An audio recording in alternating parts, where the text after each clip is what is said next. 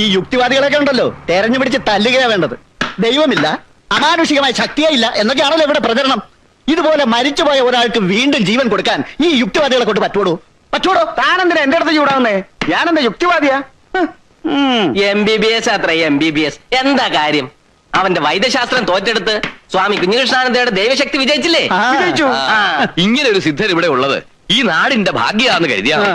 ഇനിയിപ്പൊ സ്വാമിയുടെ അനുജൻ ഡോക്ടറെ കൂട്ടി ഇവിടുന്ന് കെട്ടുകെട്ടേണ്ടി വരുന്ന തോന്നുന്നത്. അതുറപ്പാ. ഇന്ദു, നീ എന്താ ഈ പറയുന്നത്? എനിക്കൊരു പിഴവും പറ്റിയിട്ടില്ല. ഞാൻ അയാൾക്ക് കൊടുത്തത് വെറും ബെറാൽഗന. അത് കഴിച്ച് ആരും ബോധം കെട്ട് വീണ ചരിത്രവും ഇല്ല. പിന്നത് ഇങ്ങനെ സംഭവിച്ചു? എനിക്കെങ്ങനെ അറിയാം? ഈ പൊതുജനം കഴുത തന്നെയാ. ഒരു കൊലപാതകയെ നോക്കുന്ന പോലെയാണ് ആളുകൾ ഇപ്പൊ എന്നെ നോക്കുന്നത്. എനിക്ക് ഇഷ്ടമില്ലായിരുന്നു ഇവിടെ പ്രാക്ടീസ് തുടങ്ങാൻ. അച്ഛന്റെ ദുരഭിമാനത്തിന് വഴങ്ങിക്കൊടുത്തതാണ് അബദ്ധമായത്. ഈ വല്യേട്ടൻ എവിടുന്നോ ആരുടെയോ വരം കിട്ടിയെന്ന് പറയുന്നത് നേര് തന്നെയാണോ? നിനക്കെന്താ വട്ടുണ്ടോ? അങ്ങനെ വരം കിട്ടി ചികിത്സിക്കാമെങ്കിൽ ഈ ലോകത്തുള്ള മെഡിക്കൽ കോളേജുകളോ ആശുപത്രികളോ ഒക്കെ അടച്ചുപൂട്ടാലോ? തട്ടിപ്പാ, വെറും തട്ടിപ്പ്. ആ ബോധക്ഷയക്കാരൻ എനിക്ക് സംശയമുണ്ട്. ചിലപ്പോ ഇതൊരു ഒത്തുകളിയാവും. അയാളെ മാത്രമല്ലല്ലോ, ദിവസേന എത്ര പേരെയാ വല്യേട്ടൻ ചികിത്സിക്കുന്നത്? അങ്ങനെ മുഴുവനും ഒത്തുകളിക്കാൻ പറ്റുമോ? എന്തോ എനിക്കൊരു എത്തും പിടിയും കിട്ടുന്നില്ല. ഞാനിനി എന്ത് ചെയ്യുന്ന? ഉണ്ണിയേട്ടൻ മനസ്സ് വിഷമിപ്പിക്കാതെ. കുറച്ചു ദിവസം കഴിയുമ്പോ എല്ലാം നേരെയാവും. വെളുക്കുമ്പോ തൊട്ട് അച്ഛൻ ഇപ്പൊ വല്യേട്ടന്റെ ആശ്രമത്തിലോട്ട് നോക്കി ഒരേ ഇരിപ്പാ. ഇനിയിപ്പോ അത് തന്നെയാവോ ഏട്ടന്റെ ഉദ്ദേശം? എന്ത്? അല്ല, അമ്മാവന്റെ ശ്രദ്ധ ക്ഷണിക്കുക. അല്ലെങ്കിൽ പിന്നെ നിന്റെ വീടിന്റെ മുമ്പിൽ തന്നെ കൊണ്ടുവന്ന് ആശ്രമം പണിയേണ്ട വല്ല കാര്യമുണ്ടോ? നിന്റെ അച്ഛൻ കൂറുമാറുവോ? അച്ഛൻ മാത്രം കൂറുമാറിയിട്ട് എന്ത് ചെയ്യാൻ? അല്ലേലും വല്യേട്ടൻ അങ്ങനെയുള്ള ഒരു ചിന്തയുണ്ടെന്ന് തോന്നുന്നില്ല. എന്നെ കണ്ടിട്ടൊന്ന് ചിരിക്കാവട്ടെ, ഒന്ന് മിണ്ടാവട്ടെ, ഒന്നും ഉണ്ടായില്ല. തനി ഒരു സന്യാസിയുടെ മട്ട് തന്നെ. അതാ വരുന്നു. ഉണ്ണിയേട്ടൻ പൊയ്ക്കോ, ഞാൻ കുറച്ചു കഴിഞ്ഞ് വീട്ടിൽ വരാം.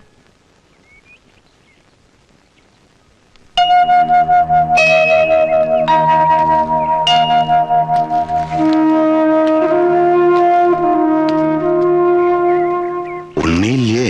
ഉണ്ട് സാർ, ഉറങ്ങുക. വിളിക്കണോ? വേണ്ട, ആരും വരാണ്ടായി.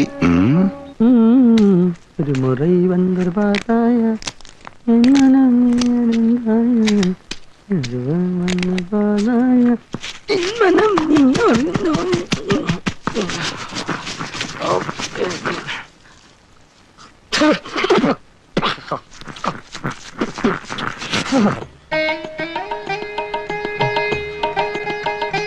തിരുമേനി,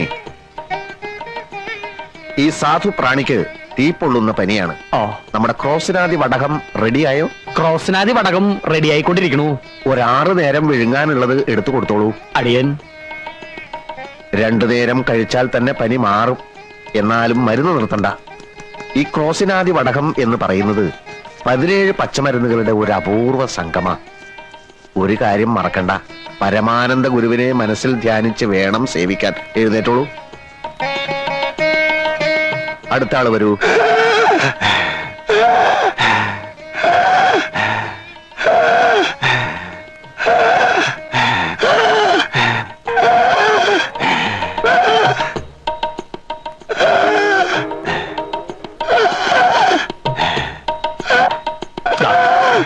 ഇനി കാണിക്കാൻ ഈ ഭൂമി മലയാളത്തിൽ ഒരു സ്ഥലവുമില്ല. ഓരോ മരുന്ന് കഴിക്കും തോറും വലിവ് കൂടാന്നല്ലാതെ കുറയണില്ല. കുറയില്ല. മുജ്ജന്മ ബാബ, ഇപ്പോഴെങ്കിലും ഇവിടെ എത്തിയത് ഭാഗ്യായി. ഞാൻ ഏറ്റു.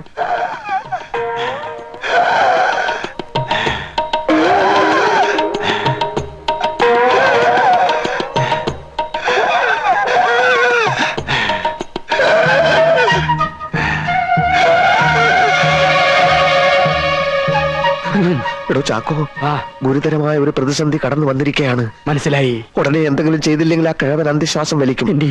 നമ്മുടെ ആസ്പ്രിനാദി വടകവും ജലൂസിലാദി ലേഹ്യവും ഒന്നും വിലപ്പോകുന്ന ലക്ഷണമില്ല. ആസ്മയുടെ വലിവ എന്ത് ചെയ്യും?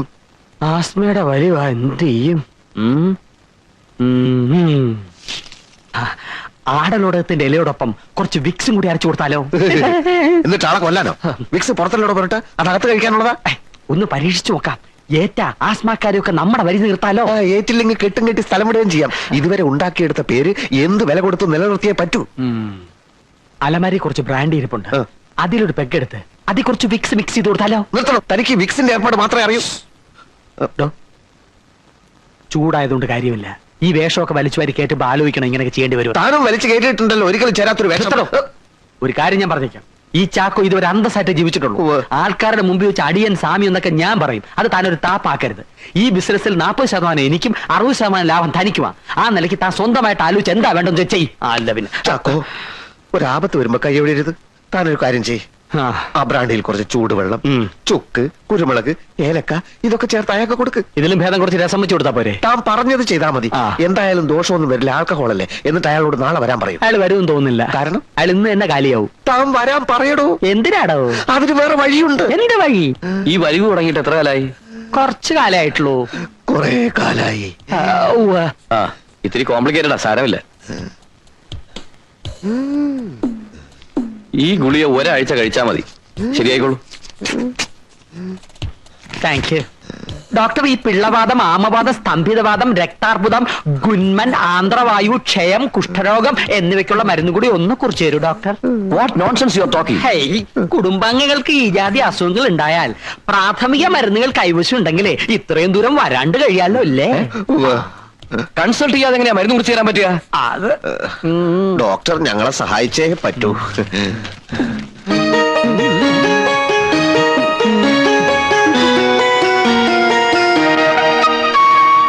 എന്തിനാ ഇത്രയും മരുന്ന്? കൂട്ടുകുടുംബാണേ, 60 അംഗങ്ങളുണ്ട്. ആർക്കൊക്കെ എപ്പോഴാ പനി, വയറുവേദന, ഛർദില് വരുന്നെന്ന് പറയാൻ പറ്റില്ല. ഇപ്പൊ തന്നെ 10 പേര് ആശുപത്രിയിലുണ്ട്. ധൃതിയുണ്ട്. പണം എത്ര വെച്ച് പറയാ?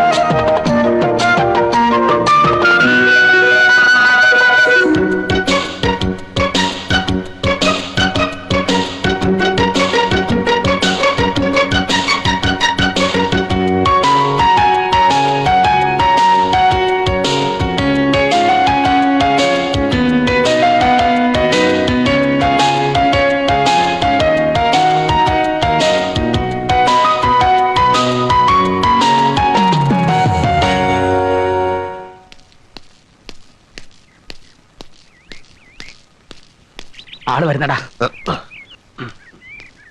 എത്ര ലക്ഷം രൂപയായാലും കൊടുക്കാൻ പറഞ്ഞാൽ കൊടുക്കാൻ പറഞ്ഞാ കൊടുക്കാൻ. ഇതെന്താ സ്കൂളിൽ കിട്ടുന്ന ഉപ്പാവാണോ? അങ്ങനെ പറയരുത് സ്വാമി. ഇപ്പൊ തന്നെ 20 ലക്ഷം രൂപ അനാഥ മന്ദിരത്തിന് പുളിങ്കുരു എണ്ണി കൊടുക്കണ പോലെ കൊടുത്തില്ലേ?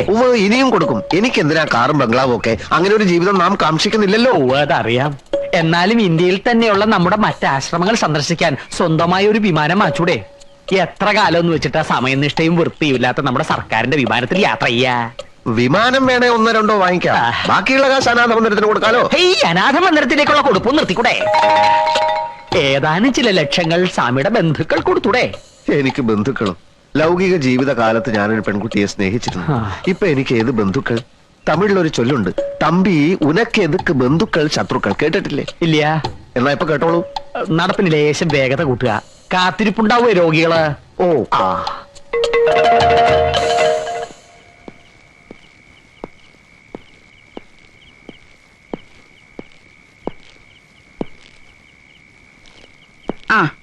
എന്റെ ഉണ്ണിയെ എന്തു പണിയാ നീ കാണിച്ചത്? എവിടേക്കെങ്കിലും പോകുമ്പോ ഒന്ന് പറഞ്ഞിട്ട് പോയിക്കൂടെ? ആദ്യ കാരണം അച്ഛൻ ഇതുവരെ കിടക്കാൻ എണീറ്റിട്ടില്ല. എങ്ങോട്ടാണ് പോകുന്നതെന്ന് എനിക്ക് തന്നെ നിശ്ചയില്ലായിരുന്നോണ്ടാ പറയാതിരുന്നത്. ചെന്നെത്തിയത് പയ്യന്നൂരാ. കൂടെ പഠിച്ചിരുന്ന അബ്ദുൽ അസീസ് അവിടെ ഒരു ക്ലിനിക്ക് നടത്തുന്നുണ്ടെന്ന് അറിയായിരുന്നു. ഞാൻ കൂടെ നിൽക്കട്ടെ എന്ന് ചോദിച്ചു. അവൻ സമ്മതിച്ചു. വിവരം ഇവിടെ ഒന്ന് പറഞ്ഞിട്ട് പോകാന്ന് കരുതി.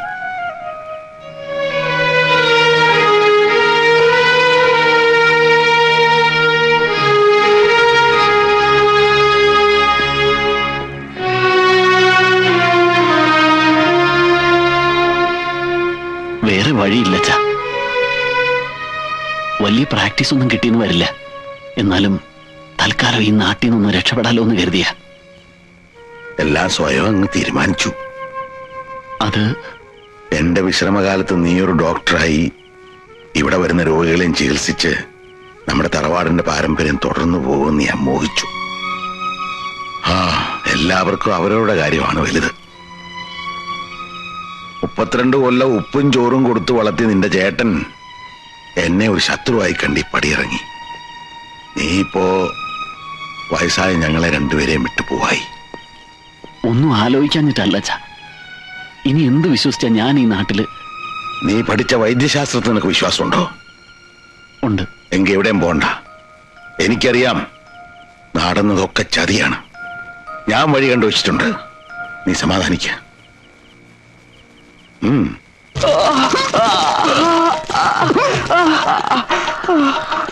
ഇപ്പൊ എങ്ങനെയുണ്ട്? ഞാനിപ്പൊ ചാവും. അത് വെറും തോന്നലാണ്. ഈ ധൂമ ചികിത്സ ഞങ്ങളുടെ സിദ്ധവൈദ്യത്തിലെ ഒരു പ്രധാന ഇനമാണ്. നിങ്ങളുടെ തലവേദനയുടെ അവസാനത്തെ ദിവസമാണെന്ന് പരമാനന്ദ ഗുരുവെ ധ്യാനിച്ച് വിശ്രമിച്ചോളൂ. പൊയ്ക്കോളൂ. ശരി. അടുത്ത ആള് വരിക.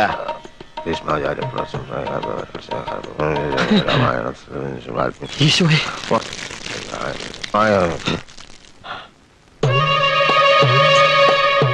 ബന്ധങ്ങളുടെ കെട്ടുപാടുകൾ പൊട്ടിച്ചെറിഞ്ഞ് സർവസംഘപരിത്യാഗിയായി ജീവിക്കുന്ന ഒരാളാണ് ഞാൻ. ഇവിടെ വന്ന് എന്റെ സ്വൈര്യം കെടുത്തരുത്. ഞാൻ ബന്ധുവായിട്ടല്ല രോഗിയായിട്ടാ വന്നിരിക്കുന്നത്. എന്റെ ഇടത് കൈ നിർജീവമാണ്. അങ്ങ് വലിയ സിദ്ധവൈദ്യനാണല്ലോ. സെക്കൻഡ് വെച്ച് രോഗങ്ങൾ മാറ്റുന്ന സിദ്ധവൈദ്യൻ എന്റെ ഈ കൈ ഒന്ന് ജീവനുള്ളതാക്കി തരണം. ഇടഞ്ഞു നിൽക്കുകയായിരുന്നെങ്കിലും ഒടുക്കം വൈദ്യർക്കൊരു രോഗം വന്നപ്പോ സ്വാമിയുടെ അടുത്ത് തന്നെ വരേണ്ടി വന്നല്ലോ. അതാ ദൈവത്തിന്റെ കളി. കൈ കുഴഞ്ഞുപോയ ഒരു രോഗിയെ കണ്ടാൽ എനിക്ക് മനസ്സിലാവും പരീക്ഷണത്തിനാണ് വന്നതെങ്കിൽ അത് വേണ്ട. സ്വന്തം കൂടപ്പുറപ്പിന്റെ കഞ്ഞികൂടി മുട്ടിച്ച് നിന്നെ ഒരു പാഠം പഠിപ്പിക്കാൻ തന്നെ വന്നതെന്ന് കൂട്ടിക്കോ. ഓഹോ, അപ്പൊ അതൊക്കെയാണ് രോഗത്തിന്റെ ലക്ഷണങ്ങൾ. നമുക്കിത് നിഷ്പ്രയാസം മാറ്റിക്കളയാം. ആദ്യം എന്റെ ഗുരുവിനെ വന്ദിക്കണം, പിന്നെ എന്നിൽ വിശ്വാസം അർപ്പിക്കണം. എനിക്ക് പൂർണ്ണ വിശ്വാസമാണ്. എങ്കിൽ മിനിറ്റുകൾക്കകം ഈ കൈ വീശി വീശി നിങ്ങൾ ഇവിടുന്ന് തിരിച്ചു പോകും.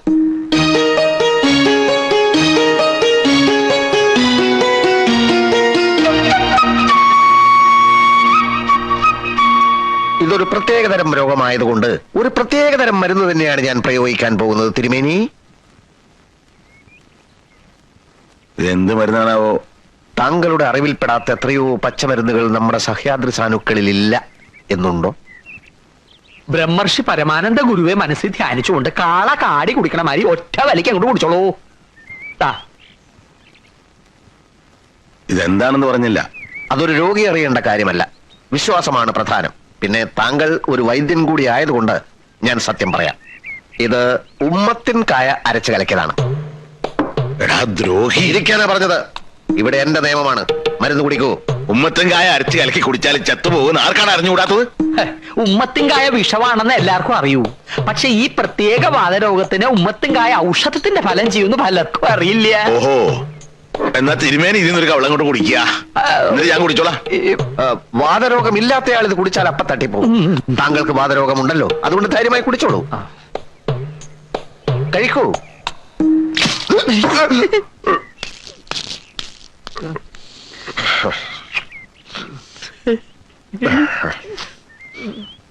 ഭ്രാന്ത ഏട്ടന് ഭ്രാന്ത്. ഇന്ന് ഉമ്മത്തിങ്കായ കലക്കി തന്നെങ്കിൽ നാളെ ഇരുട്ടടി അടിച്ച് കൊല്ലില്ലെന്ന് എന്താ ഇത്ര ഉറപ്പ്? എന്താ എന്റെ ഉണ്ണി ഇങ്ങനൊക്കെ പറയണത്? സ്വന്തം അച്ഛനോട് ഏതെങ്കിലും മക്കൾ അങ്ങനെ കാണിക്കൂ? പിന്നെ എന്താ കാണിച്ചേ? അത് കുടിച്ചിരുന്നേ കെട്ടിയെടുക്കേണ്ടി വരില്ലായിരുന്നു തന്നെ. നിങ്ങൾ ആരും കരുതും പോലെ ഒരു വിദ്യാസുരനോ ദുഷ്ടനോ ഒന്നും അല്ല കുഞ്ഞീഷൻ. തങ്കപ്പെട്ട മനസ്സാ അവന്റേത്. ഇതുപോലെ ഓരോ താന്തോന്നും തനങ്ങൾ കാണിച്ച് നാട്ടുകാരെയും തല്ലി മേടിക്കുമ്പോ തങ്കം ചെമ്പാകും. അവൻ ഏതോ ഗുരുവിന്റെ വരം കിട്ടിയിട്ടുണ്ടെന്നുള്ള കാര്യം ഉറപ്പാ. അളിയൻ ആ കള്ളച്ചക്കന് വക്കാലത്തുമായിട്ട് നടക്കുക. കഴിവുകളെ പ്രശംസിക്കാൻ ശിവശേഖരൻ ഒരിക്കലും അമാന്തിച്ചിട്ടില്ല. അതവിടെ നിൽക്കട്ടെ. ഇവിടെ ഇപ്പൊ സംഗതി ഒന്നും ആയിട്ടില്ല. പന്തലുകാരൊക്കെ ഏർപ്പാടാക്കിയതാണ്. എന്തിന്? കല്യാണം ഇങ്ങനെ അടുത്തില്ലേ? ഏത് കല്യാണം? ഏത് കല്യാണമെന്നോ? ആങ്ങളക്കിത് എന്താ പറ്റിയേ? ഉണ്ണിയുടെ ഇന്ദുവിന്റെയും കല്യാണേ. ഓ, കല്യാണം കല്യാണം മംഗളസുമേ. വക്ഷസ്ഥലേ കൗസ്തുഭം ധർമ്മ സംസ്ഥാപനാർത്ഥായ സംഭവാമി യുഗേ യുഗേ. അമ്മാവാ, ഓടാ ആങ്ങളെ. ഓടി. ശിവശങ്കര, പോടോ.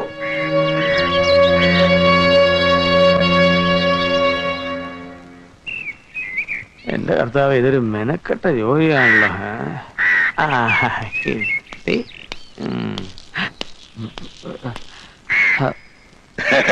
നേരത്തെ തന്നെ ചോദിക്കണമെന്നുണ്ടായിരുന്നു. ആ. നമ്മൾ തമ്മിൽ ഇതിനുമുമ്പ് കണ്ടിട്ടുണ്ടോ? നല്ല മുഖപരിചയം തോന്നുന്നു. എന്റെ അപ്പൻ നമ്പൂതിരി ഒരു സ്ത്രീലമ്പടനായിരുന്നു. ചിലപ്പോ അദ്ദേഹം താങ്കളുടെ ആ വഴിക്കൊക്കെ വന്നിട്ടാവണം. എനിക്കും അപ്പനും ഒരു ചായന്യ. ചാക്കോ, ഏത് ആ മുറിയുടെ മൂലയിലുണ്ടായിരുന്ന ചാക്കോ അതിൽ തുളസിയിലായിട്ട് വെച്ചിരിക്കുക. അതെ, ആ ചാക്കോ തന്നെ. ആ സ്വാമി, ഒരു മഹാരോഗി നേരം തെറ്റി കാണാൻ വന്നിരിക്കണു. അയാളോട് പരിശോധനാ സമയത്ത് വരാൻ പറയൂ. കുഞ്ഞീഷ, കഴിഞ്ഞതൊക്കെ മറക്കണം. ഒന്നുമില്ലേലും ഞാൻ നിന്റെ അമ്മാവനല്ലേ? സർവസംഘപരിത്യാഗിയായ നമുക്ക് അമ്മാവനില്ല, അമ്മായിയില്ല, അമ്മയില്ല, അച്ഛനില്ല. ഒടുവിൽ പറഞ്ഞത് ശരിക്കും സത്യമാണോ സ്വാമി? ഒന്ന് മാത്രം എനിക്ക് അറിഞ്ഞാ മതി. നിനക്ക് ഇപ്പോഴും ഇന്ദുവിനെ ഇഷ്ടല്ലേ? ഹേയ്, വന്ന കാര്യം വളച്ചു കെട്ടില്ലാണ്ട് പറഞ്ഞു തൊലയ്ക്ക് മനുഷ്യ. അല്ല, ഇന്ദുവിനെ നീ കല്യാണം കഴിക്കണം കുഞ്ഞീഷ. എനിക്കതിനുള്ള യോഗ്യതയുണ്ടോ? ഉണ്ട് കുഞ്ഞീഷ, നിനക്കേ അതിനുള്ള യോഗ്യതയുള്ളൂ. എന്റെ അനുജൻ ഉണ്ണികൃഷ്ണന് എന്നാണ് ആ യോഗ്യത നഷ്ടപ്പെട്ടത്.